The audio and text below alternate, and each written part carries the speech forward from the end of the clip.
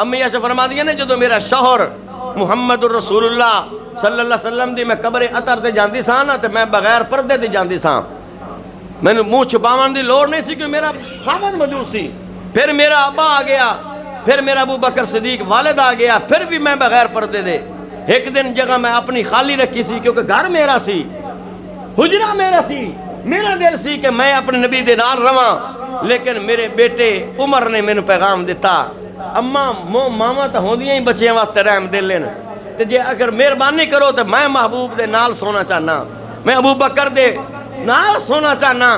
تے ماں ایڈی عظیم ہے، ماں ایڈی سخی ہے، اپنی جگہ اپنے بیٹے تے قربان کر دیتی۔ فرمایا بیٹا اگر تیرا دل آندا ہے محمد الرسول اللہ تے میرے ابا دے نال سومن واسطے، میں اپنی جگہ تیرے واسطے قربان کرے دی۔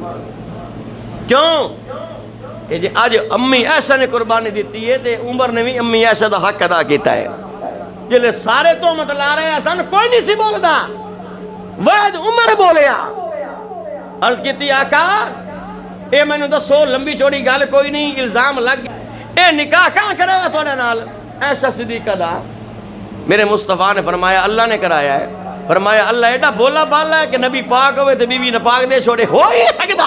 سبحانک ھذا بہتان عظیم، عمر دی زبان تو جملہ نکلے، اللہ نے جملے نو قرآن بنا دیتا۔ اگر اس ویلے عمر نے ماں دا حق ادا کیتا ہے تے اج ماں اپنے پتر واسطے جگہ قربان کر دیتی ہے۔